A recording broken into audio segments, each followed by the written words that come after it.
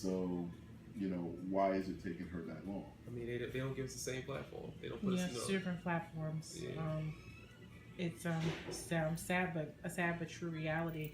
So with you and these different layers, and that's, I believe that's what makes you unique. But now let's talk about the writing. Mm-hmm. Okay, with so many authors, so many books, so many type of, I don't even know, like genres of stuff that's being put out there. Mm-hmm.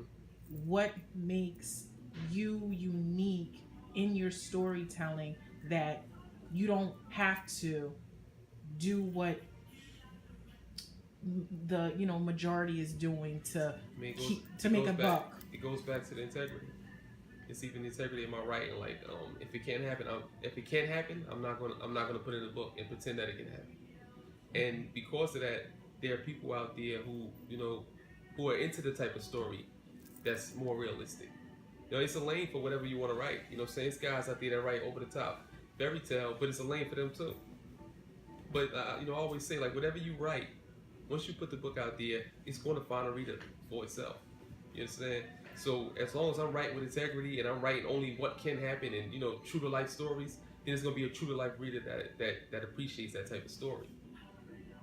Mm, that's good because I know, like, I think, where did I get that quote from you, where you say it's not urban fiction, Mm-hmm, mm-hmm. um, it's true to life, Exactly. and then that being your publishing company, how important is that to you?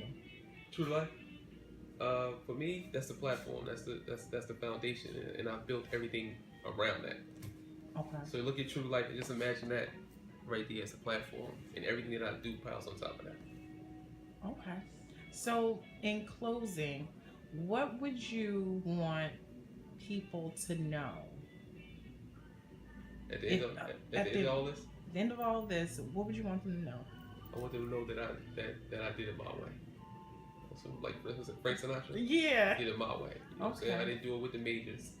I didn't do it. I didn't come in the game ride nobody coattail. From day one, I put my own bag up. Me and my brother, we put our own duffel bag up, and we put our own bag up from the start of it to this day. You think what I'm saying? I want everybody to know that. While other dudes, writing me talking about, I want to come in up under you, like that. That's cool. That's your way, but that ain't my way. Like, when I see a dude, saying, and just, and it's no hate for me. Like, so when I see a guy that's taking it to another level with the majors, that just makes me understand that that's where I need to be as an independent. So I came in this game with something to prove from day one. It's not nothing to prove to writers. Like, I don't look at writers as competition. I look at writers as my brothers, and we all chasing the same dollar. You understand? But when it comes to, like, I'm in competition with the majors. Like, when it's all over, I want them to know that I did everything I wanted to do the way I wanted to do it, without their rules, without their regulations, without their even with their politics in place all over. I still was able to sell books and Okay. compete, for shelf space with them, without the major marketing budget that they have. You know what I'm saying? Like, I'm the underdog all around the board, but they're gonna know that I was there because their writers know that I'm here. Right. Absolutely. So that whole indie majors thing, like, that's the one thing that I can always know with you, that it's he's independent. He's independent. Like, he's not running, like, to sign a deal with anybody. Like, No. because, and, like, we have these conversations when I'm like, okay, so I'm thinking about doing this today, or I'm gonna do this tomorrow, and you're just like, Keisha, what can they do for you that you can't do for yourself? Bottom line.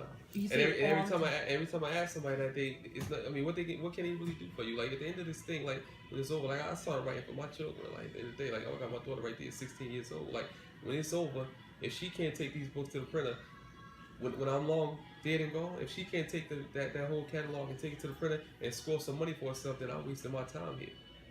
You Mm, understand? That's where it started from. That's where it got to end at. So at the end of the day, these guys write this book with that company, this company. At the end, like, what do it mean? What do it mean? Like, can your grandkids take them books to the printer and make, what I'm saying? If your grandkids can't make a play for themselves, can they take your book and make dinner that night? mm. Mine can't.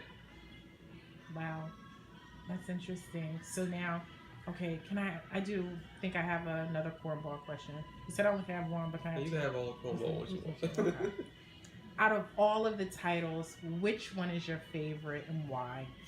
I can't really I mean I they know all that's mean hard, like yeah, they asking a all mean something parent different. to pick their favorite child or something. Like, Because they all mean something different because for each book there's something that I was going through at the time of writing that. So they all mean something different to me. okay. You So know what I'm then saying? let's move. Then, so speaking of, since going through something and not even, going into it, let's talk about Heartless. Mm-hmm. That story is bananas, like from beginning to Mm-hmm. end. Mm-hmm. Um, I love it. Thank you. The story is just like I'm trying to use words that don't give away, Mm-hmm. but the ending is like OMG, like, and it's the same way I felt after Block Party Yeah, 5. I built Like, that whole story. All I knew was the ending in this particular book, get out. and everything else I created all the other stuff. Like I only Okay. knew how it was going to end, and that's how most of the times I'm building off a title, or I'm building off. I know the beginning of the book, I don't know the end. But this particular book was different because I only knew the end. Okay. I want you to tell the viewers, which is something I didn't know, with your writing, how you put so much into it. Mhm. Like, you go underground, I mean, Mhm. and you're hard at work, Mhm. and what that takes out of you. I mean, because I don't halfway do it. Like I pour everything into it. I mean, you got to figure if you have five different characters and they all got different things that they're going through. You have to really get into all five of those characters and be and feel those emotions for them. So in two chapters, like I can be emotionally bankrupt just from whatever this was going through, whatever that was going through. So imagine it takes me 9 months to write a book. Like those guys that write books in 2 weeks, I don't, I ask them like, how you do it? I can't do it. It takes me 9 months, all day, every day for 9 months. So for 9 months, what I'm saying, I'm connected to these characters. 9 months, I'm dumping everything that I have into these characters. So when it's over, I'm bankrupt. Like my emotions all over the place. I'm empty. And I read a study that said that most writers suffer from depression, and it comes from the isolation. For so many months that they isolated. And basically from pouring your emotions into, like, just imagine just dumping all your emotions into characters Right. for 9 months straight. Right. So I wake up, some days I'm irritable, some days I'm annoyed, some days I'm furious. It's just a crazy process for me. It's so bad that when I'm about to write another book, like it takes a lot for me to commit to say, I'm about to start this book because I know I'm about to go through this all over again. Wow. Oh my goodness. Interesting. Very, very interesting. Okay, so in closing, Al-Saadiq Banks, what's next? I mean, of course, so I've been saying it for years. Film is definitely where I want to be, but I don't want to do the film that these other guys do. I don't want to do that film. Okay, so you don't want to start with like a web series, Nah. then graduate to a straight to DVD. I'm looking for the check. Okay. You understand? Like, no disrespect to what nobody else doing, but I built this Block Party brand for 14 years right now. I can't go on YouTube for free. Like, it's something for the check. I just sacrificed. I did all the sacrificing that I want to do. You know what I'm saying? Again, no disrespect to what nobody else doing, but I just know for the, where I'm trying to go, my direction. 14 years of building that brand, and I put some real money behind this brand. You know what I'm saying? This ain't, people say, yo, how did you get this kind of following? I paid my way with this. Advertising, promotion, marketing, hours sacrificing.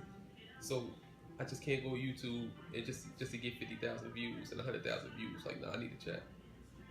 So until I'm able to pitch this to the networks, or I'm able to, make a quality project on the level of the networks. Until then, I'm just gonna keep on writing, keep on grinding until that day come. But I can't shortchange it because that's my baby. Once I shoot that out there, I'm done. Then what I got, so I gotta protect that one. You understand? Okay. All right. Well, I want to say thank you so much for this. This was so cool. I mean, I think I learned some things too. Wow. Don't say that. See, when you say wow, you make me feel funny. I think I did a little bit. Okay, so that's it. Any last words? No?